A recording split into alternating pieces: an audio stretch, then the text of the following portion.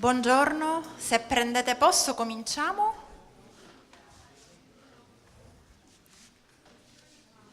Thank you. Good morning everyone. My name is Anna Tedesco.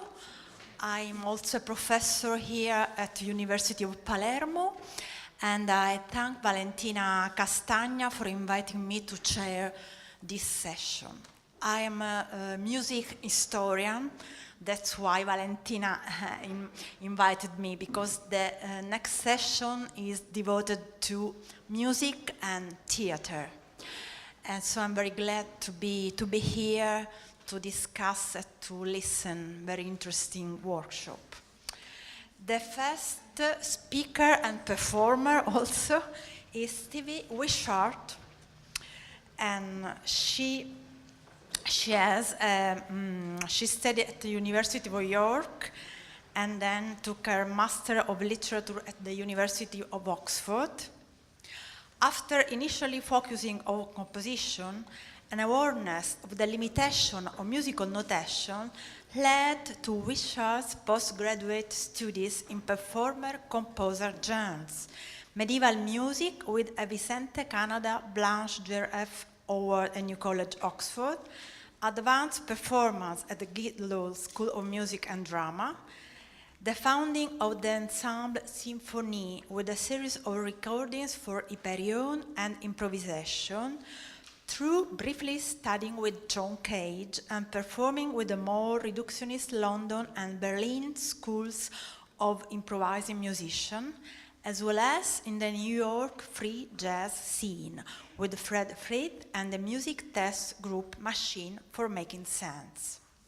Her early career was as a musician for the Royal Shakespeare Company and as composer-performer for solo music for Théâtre Malpertuis in Belgium and for chambermaid opera in Australia, which won a Green Room Award for excellence in music theatre opera in Australia at Peter Sellers Adelaide Festival.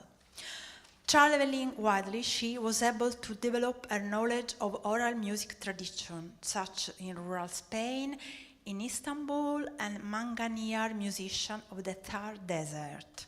More recently, she was a visiting fellow at the University of Cambridge, working on a double bass concerto for the Orchestra of the Age of the Enlightenment.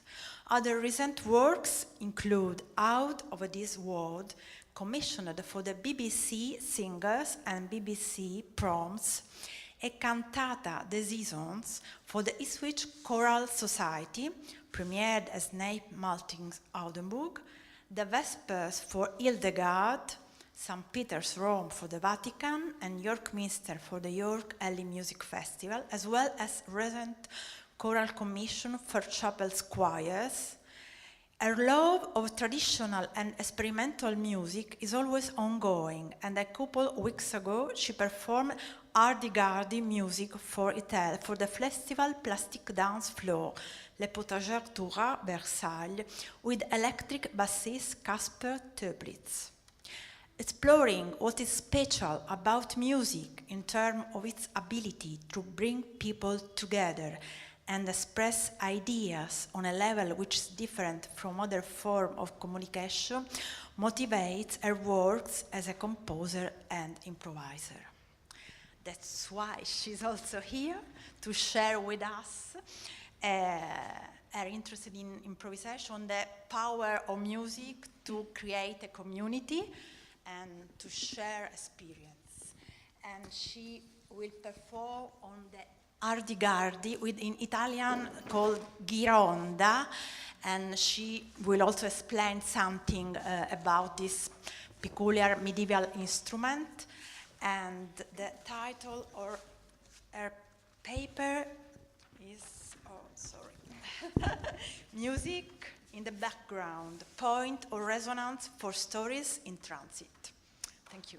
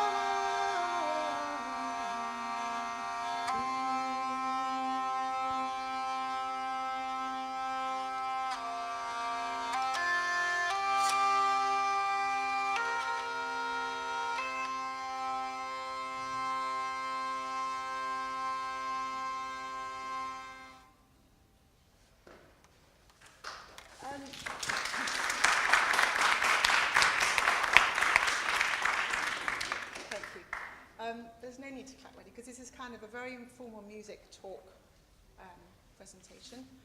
And that piece was the beginning of one of the responses by Hildegard of Bingen, which is a kind of prelude. It's not in your notes from what I'm going to talk about, because I actually got the idea from talking to Cindy at dinner last night, that actually perhaps I might talk about why I'm here with this instrument and a bit about the instrument.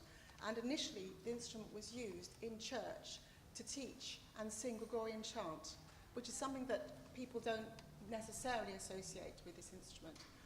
And I think it's kind of intuitively that I feel it's relevant for this project, but Cindy unpacked that a bit for me and said that an instrument like this, although it's actually Northern European really, it doesn't have Arabic or non-Western or Byzantine roots, as does the violin, or many of our other instruments do have those roots.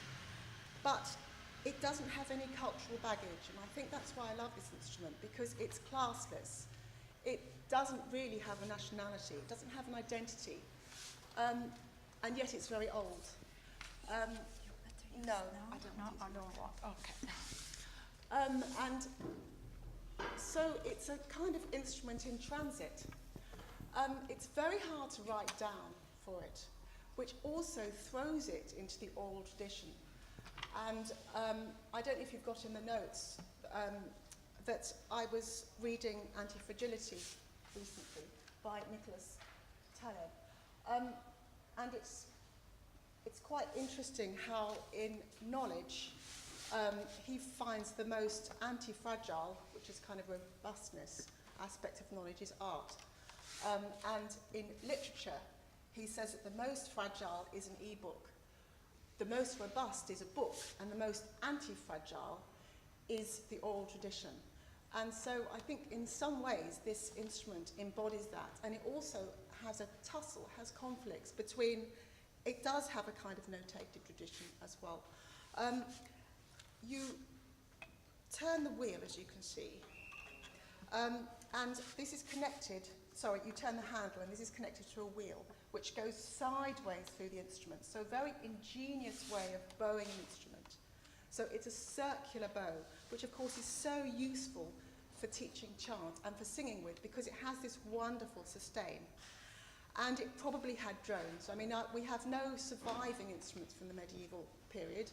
We have carvings and we have these images of a larger instrument that's really like a bowed monochord in the early so-called menstrual treatises of the time of Guido of Arezzo. And that was a time when there was this wonderful experimentation with maths and music and trying to work out how the quadrivium could fit into the kind of Christian system. And there was a lot of tussling of inventiveness at this time. So it's not surprising, perhaps, that this very unusual invention was made. It didn't come from one place. It almost simultaneously appeared in Spain and in northern Germany at the same time, which is another lovely anomaly about this instrument. So the wheel touches strings, and the strings touch a series of keys that are arranged as on a piano keyboard with sharps and flats. In medieval times, they wouldn't have been so many sharps and flats, and they touch the string. So it's a mechanical stopping device, but you can still be in touch with the string because you have this quite direct touch, so it's not like the piano, for example. But also in medieval times and in early treatises like Pretorius, there were two instruments, and this is really fascinating because there's an instrument with keys and there's an instrument with no keys. So really there was an instrument that didn't play in what we call striated pitch. It couldn't have done all our semitones and the diatonic scale. And there were other instruments like this around, such as the tromba marino. The medieval time is really very experimental, and in some ways we've just standardized things ever since, at least in the West. So the only way to play it in that way is most players have a lid over the instrument, and I always tell everyone just to take it off because you have all this.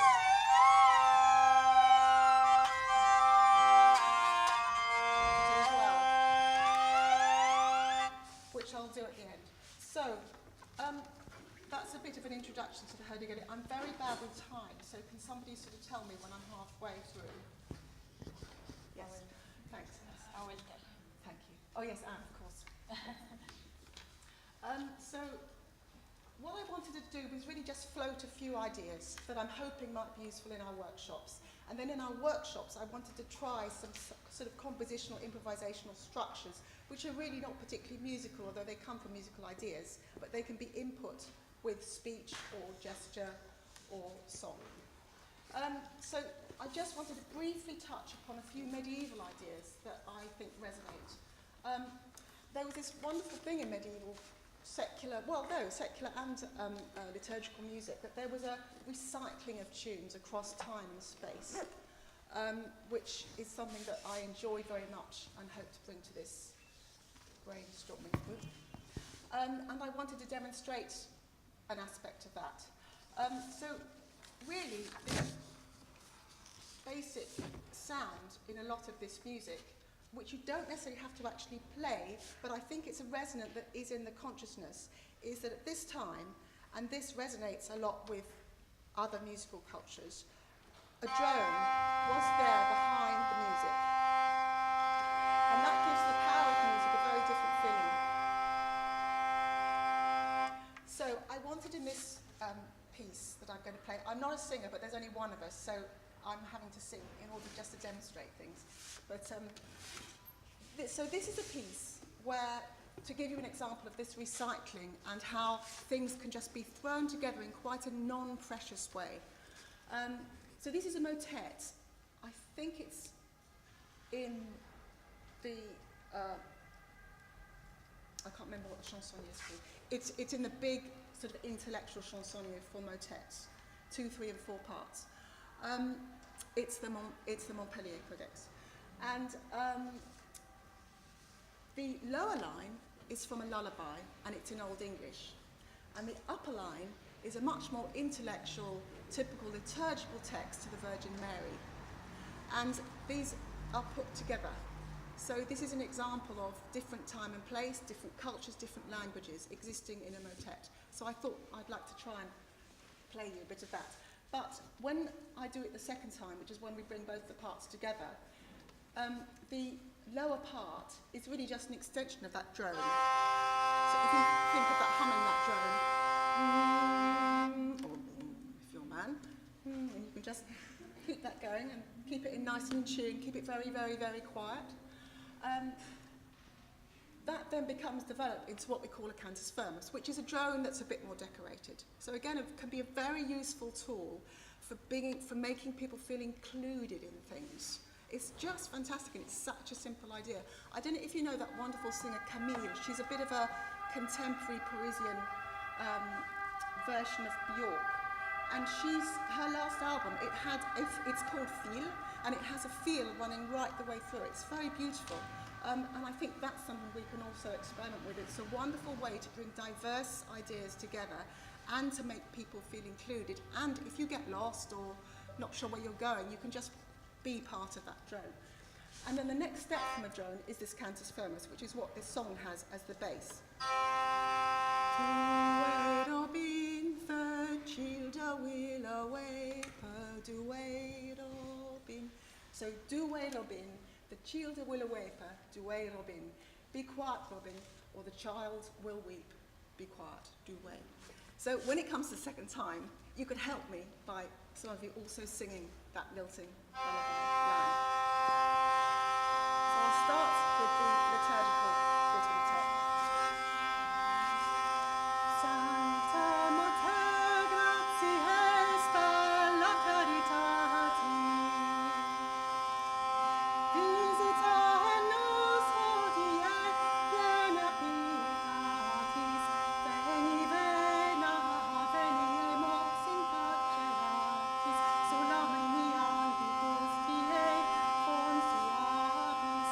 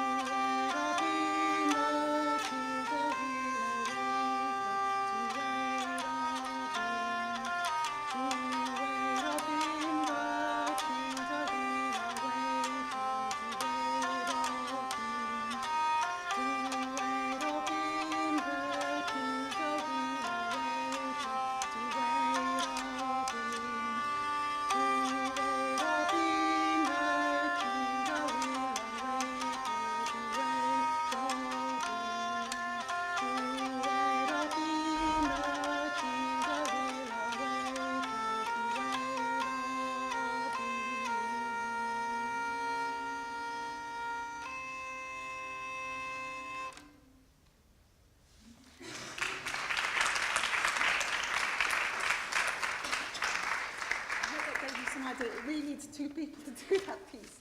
But that, I hope, gave you some idea. And I just want to do one more little bit of that, because I think it's an idea that's worth exploring. The same idea, but this time very much from a folk song.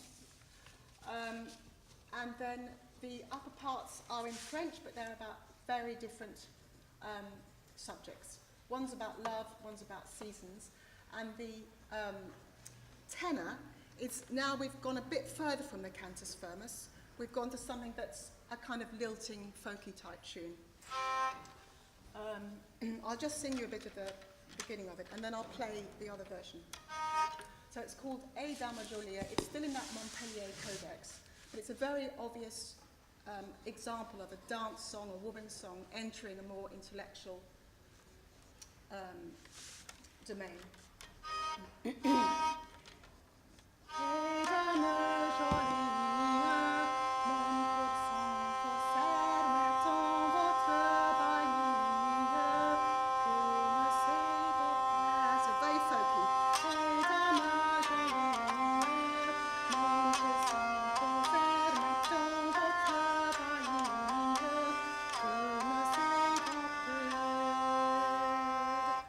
And then that becomes the bottom line to a more complicated motet, which we recorded with proper singers.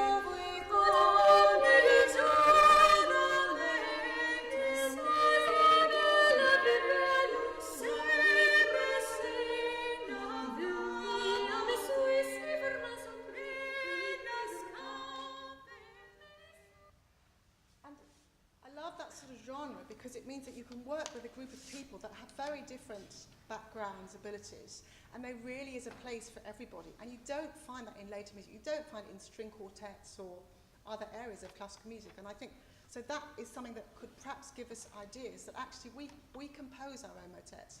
And the nice thing with, it's called a motet because of the word mot. It's actually as much about words as about the melody. And in fact, as much about the sound of the words, because although that's in Old French, you can't really understand the semantic importance of the text because you've got three completely different texts being sung simultaneously. And that also gives quite a rich and interesting sound to be part of. So that's just a bit about this recycling and sort of transiting of intricate and things liturgical, things secular. I just wanted to quickly go on to another form that most of you, well, some of you might know, called an estampille. So this is a form that really was known right across Europe for about 300 years. So I suppose it's something like the sonata or the concerta. So it was obviously a form that attracted people. It's apparently started off as a poetic form. In treatises it says that, but I haven't been able to find a poem that is an estampille, actually. But, so I just wanted to play you one. This is all from an Italian manuscript, so it's nice to sort of bring this feeling.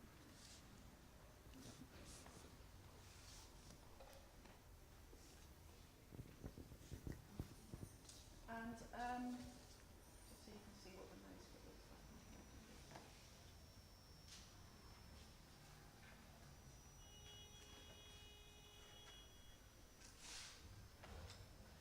Oh, I don't know why it's not on screen.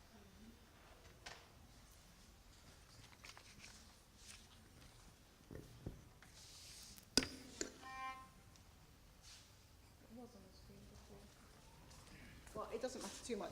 If you want to see what the manuscript looks like. Hi, it's just, I was told it was just the audio, No, I If just it wanted was to. not working. No, I I wanted can to have try. audio, but Try. if it comes up during it, it's not a big, you can see that. It's just a very interesting manuscript because it's quite, we think this was probably a fiddle player's improvising exercise book. And you can see it on the screen afterwards.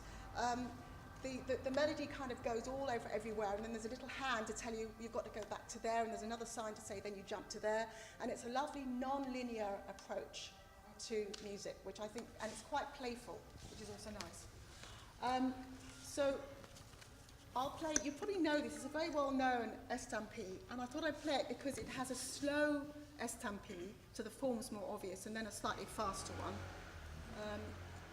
Second string, just remember where I started.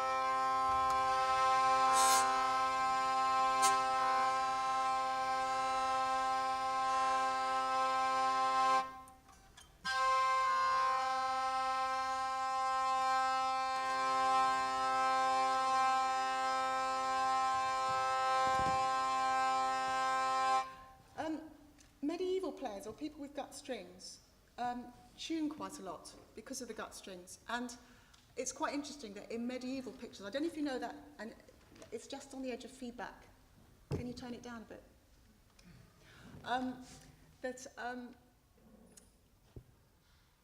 There's the Elders of the Apocalypse in Santiago de Compostela, for example, or in Chartres, and they're often shown tuning, which isn't normally what you would show of a musician. So my argument is that's because, you know, everybody spent hours tuning and enjoyed it and made it part of the piece. Because you do with gut strings and all these drones, and everything has to be resonating together. And also you have these sympathetic strings which boost the sound. And also in this piece you'll hear me using a little device called a trompette, which is, because it's a continuous wheel, you can't articulate the sound. So some person ingeniously invented a second little bridge, and when you kind of put a sudden increase in the speed of the wheel, you allow the string obviously then vibrates more, and if you do it right, it just vibrates a little bit and creates a beat. And in France, that's the virtuosic part of the tradition. In Spain, they don't use it at all, so it's a thing that you can bring in or out. So this is Lamenta de Tristana and La Rota. So it's two estampilles. And the estampille form is again something I find can be useful for workshops, because I think I talked a bit about it in Oxford perhaps, but it's, for sure we know that it was an improvisatory form, but the end of each puncture, as they called it, was set. Probably people composed it together, a simple little melody. In this case it's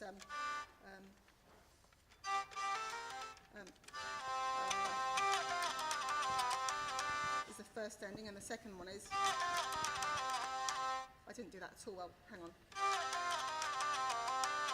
is the open ending, and the second one is, so it's a closed ending.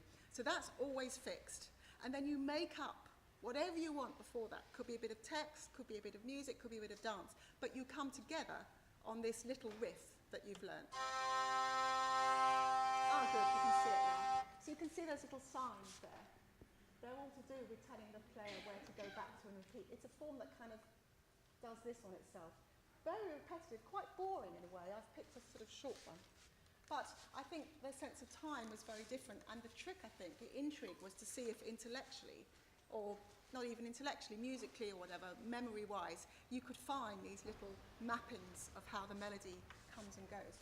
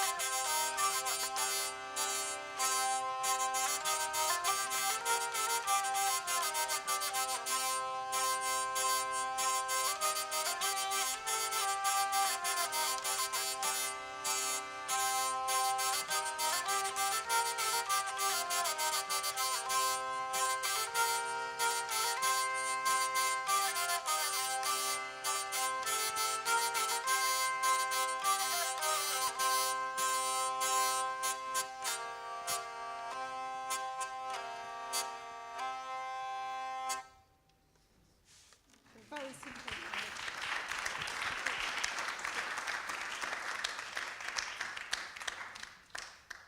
And I just wanted to finish, really, by taking us more to contemporary ideas.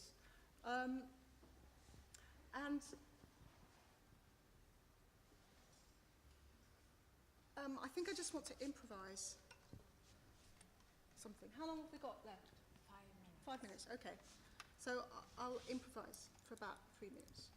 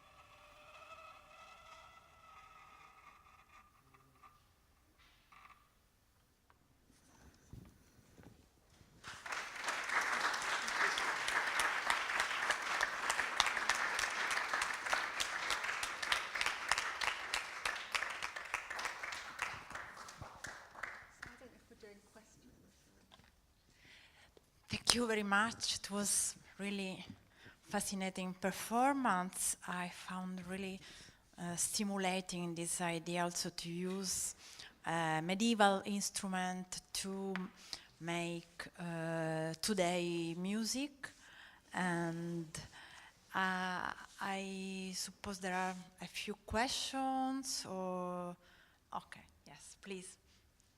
I will give you the microphone.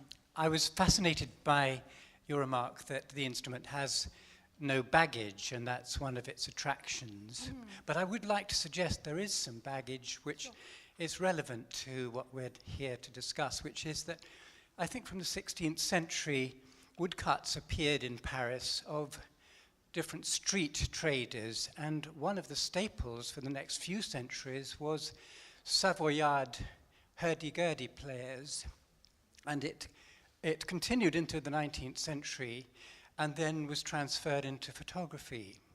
So I would like to say that the baggage is very relevant because these are migrants from the High Savoy who cannot work on the land in the winter months, and so they send their men to Paris and London and other capitals to make some money to return to their families. Yes. Yeah, I mean, I actually left that aspect of it out, the fact that it's associated with begging, really.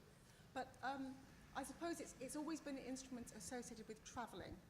And in fact, in the early 20th century, with particularly women playing it. And it's very surprising because it's a very expensive instrument, actually. I mean, it's a very complicated instrument, and I can't imagine it ever being cheap. So it's quite an unusual aspect of this. But I think the most joyful thing about the non-cultural baggage stuff actually is that people don't know how, they don't come with a preconceived idea, because I'm mainly a violinist, but if I bring the violin, you all think you know what it's going to sound like. And I think with this project, it's so great just to come with no expectations, but it can be really great.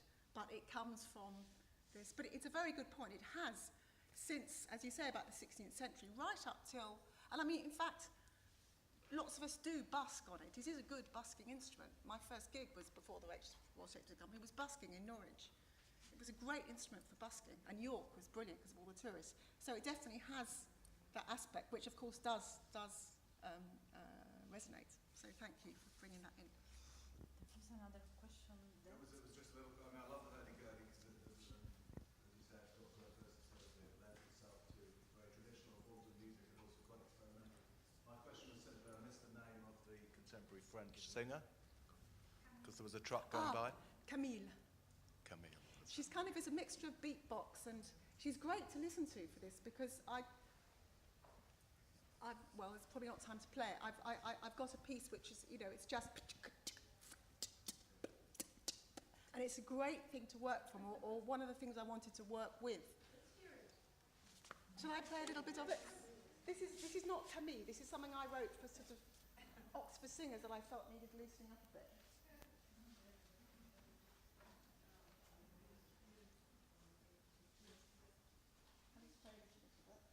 And they commissioned a really nice CD called Happy, and we were all invited to write happy songs, and they intersected it with Renaissance happy songs, and it's such a great thing. It's actually quite hard to do. We don't normally write happy songs in classical music anyway. They're rather sad. So this is all bits of words from Happy, and then there's little bits of polyphony when it's the word happy or happiness or joyful in various different languages. Oh, sorry. Is the audio working?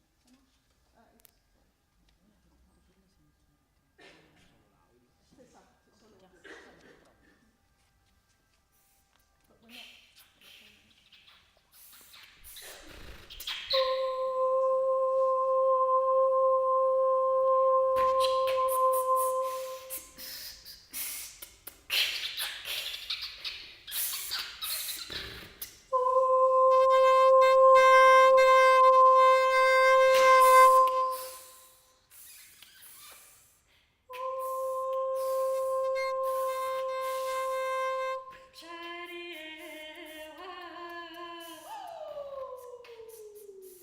I love doing it.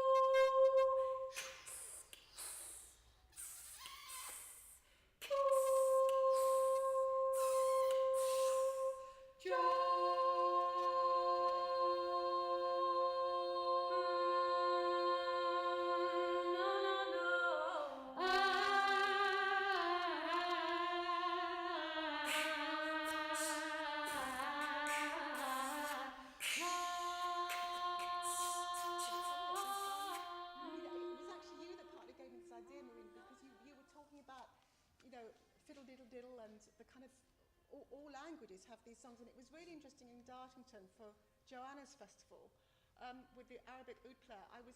I needed a part of the song that I'd written which combined these various cultures, and I wanted him to set the poetry, bits of poetry to it. And it was actually really hard, but what he did really well was then he just added these nonsense little sounds, and the whole thing came to life and worked. So I think that's also a very resonant area. We have time for another. Yeah, I'm interested, perhaps a little bit inspired by that, in the, I'd love to know the context of those two different lines of words cancelling each other out. I mean, how was it regarded as a problem that the lullaby was saying something completely different from the liturgical thing? And to what extent does it sort of encourage a kind of love of nonsense, that instrument? Yeah, I think it's a great question, and I think it's absolutely about, probably the audience would have known, they would have all known that lullaby, almost certainly. I think they would have known a lot of the songs. It was a lot of kind of typical themes, courtly love, spring, seasons, not always, but, and I think the whole joy of it was that you couldn't understand it. And I think that changes your sense of time, and it changes your sense of how you're all in it together. Don't forget, at that time, everyone would have had very different local dialects. I mean, one of the reasons why we think instruments were used in essentially vocal music is because it gave people a bit of a break from trying to work out what the singing was about, or perhaps they didn't understand the words, and the music and the drones and things help our attention. So how did it work with the religious overlay? I mean, did people not find that problematic? No. I mean, I think we see that when we go back, as I said, I think it's far more earthy and colourful. I mean, if we think the insides of the cathedral were like comic books, you know, all the iconography was painted. There's lots of evidence for instruments. I think it's now much more precious about, I mean, I remember doing some Hildegard stuff in Regensburg Cathedral, and they actually wanted me to edit out her words, 12th century words that talked about sex. So she could do it in the 12th century, but I couldn't do it now. So, I mean, I think we don't really know about what went on, and I think it was probably a lot more raunchy and free than we think. In certain contexts, I think it was also very localised, probably, as well. Okay, thank you. Thank you again to Stevie Wishart and